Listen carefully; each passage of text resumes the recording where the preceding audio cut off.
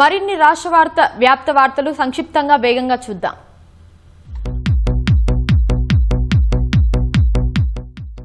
Petrol diesel ధరల పెంపునకు నిరసనగా ప్రభుత్వ విప్ ఆలేరు ఎమ్మెల్యే బీర్ల ఐలయ్య యాదగిరిగుట్ట నుంచి ఆలేరు వరకు సైకిల్పై ప్రయాణించారు. వంగపల్లి ధాన్యం కొనుగోలు కేంద్రాన్ని సందర్శించిన ఆయన నిర్లక్ష్యం వహిస్తే అధికారులపై చర్యలు తప్పవని హెచ్చరించారు. పెంచిన పెట్రోల్ డీజిల్ వంట గ్యాస్ ధరలు తగ్గించాలంటూ నిర్మల్ జిల్లా ఆర్డీఓ కార్యాలయం ఎదుట టీయూసీఐ ధర్నా చేపట్టింది. కేంద్రం పేద ప్రజల నడ్డి విరుస్తోందని కార్మిక సంఘం నాయకులు విమర్శించారు.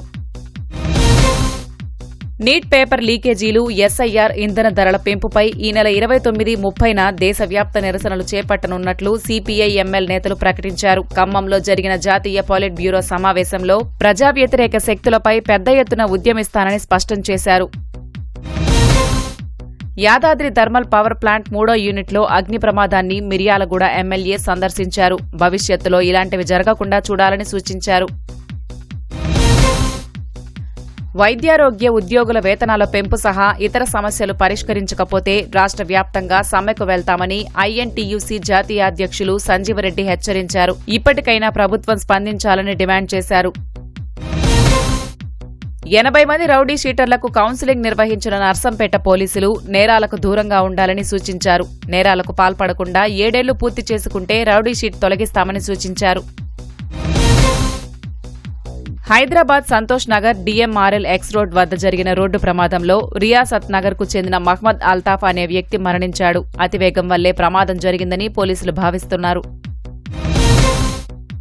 జోగులాంబ గద్వాల్లోని రాఘవేంద్ర కాలనీలో పట్టుచీరలు కొంటున్నట్లు నటిస్తూ దొంగతనాలు చేస్తున్న మహిళా గ్యాంగ్ను స్థానికులు పట్టుకున్నారు. ఘటనపై పోలీసులు కేసు నమోదు చేసి దర్యాప్తు చేస్తున్నారు. సికింద్రాబాద్ మోండా మార్కెట్లో నర్సింహులు అనే వ్యక్తి చనిపోయాడు. మద్యం మత్తులో ఉత్తమ్ అనే వ్యక్తి రాడ్డుతో బాదడంతో మృతి చెందినట్లు పోలీసులు తెలిపారు. నల్గొండ జిల్లా కొంపల్లిలో పద్మ అనే మహిళపై గుర్తు తెలియని వ్యక్తులు దాడి చేసి మెడలోని పుస్తల తాడును దొంగిలించారు. ఆమె తిరగబడటంతో గొంతు కోసి పరారయ్యారు. భద్రాచలం కూనవరం రోడ్డు వద్ద తనిఖీ చేసిన ఎక్సైజ్ పోలీసులు గంజాయి తరలిస్తున్న 6గురిని పోలీసులు అరెస్ట్ చేశారు. వారి వద్ద నుంచి 15 కిలోల గంజాయి, 4 బైక్లు, 5 ఫోన్లను సీజ్ చేశారు. మంచిర్యాల జిల్లా ఎల్లక్కపేటలో వరకట్నం గొడవలతో రమేష్ అనే వ్యక్తి తన భార్య తలపై సుత్తితో కొట్టి హత్య చేశాడు. నిందితుడిపై దాడికి యత్నించిన మృతురాలి బంధువులను అడ్డుకునే క్రమంలో 2 కానిస్టేబుళ్లకు గాయాలయ్యాయి. సూర్యాపేట జిల్లా నేరేడుచెర్లలో వ్యవసాయ బావిలో తాగునీరు తెచ్చుకునేందుకు వెళ్లి నక్కా భాగ్యలక్ష్మి అనే మహిళ ప్రమాదవశాత్తు బావిలో పడింది. గొర్రెలను మేపేందుకు వచ్చి బావిలో పడిన ఆమె కోసం గజ ఈతగాళ్లతో గాలింపు చేపట్టారు. నారాయణపేట జిల్లా మక్తల్ మరికల్లులో చోరీలకు పాల్పడుతున్న సూర్యనారాయణను పోలీసులు పట్టుకున్నారు. నిందితుడి నుంచి 5 లక్షల నగదు, బంగారం, వెండిని స్వాధీనం చేసుకున్నారు. పోలీసులు వెంబడించడం వల్లే ట్రాక్టర్ బోల్తా పడి హరీష్ మృతి చెందాడని బాధితుడి కుటుంబ సభ్యులు కరీంనగర్ మంచిర్యాల చౌరస్తాలో ధర్నాకు దిగారు. ప్రమాదానికి పోలీసులే కారణమని ఆరోపించారు. బంగారు దుకాణ యజమానులతో ఆదిలాబాద్ ఎస్పీ ప్రత్యేక సమావేశం ఏర్పాటు చేశారు. దుకాణాల వద్ద అత్యాధునిక సీసీ కెమెరాలు, సెక్యూరిటీ గార్డ్, మెటల్ డిటెక్టర్స్ ఏర్పాటు చేసుకోవాలని సూచించారు.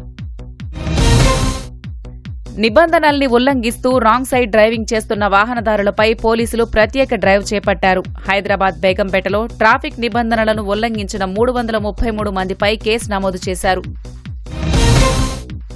హైదరాబాద్ నల్లకుంట నరసింహబస్తీలో భవనంపై ఎయిర్టెల్ టవర్ ఏర్పాటును నిరసిస్తూ మహిళలు ఆందోళనకు దిగారు. టవర్ రేడియేషన్ వల్ల ఆరోగ్య సమస్యలు వస్తాయని నిరసన వ్యక్తం చేశారు. సికింద్రాబాద్ అల్వాల్లో 6 ఏళ్ల బాలిక మృతి కేసును పోలీసులు ఛేదించారు. వివాహేతర సంబంధానికి అడ్డు వస్తోందని కన్నతల్లి రేఖనే కూతురిని నీటి ట్యాంకులో పడేసి చంపినట్లు తేల్చారు.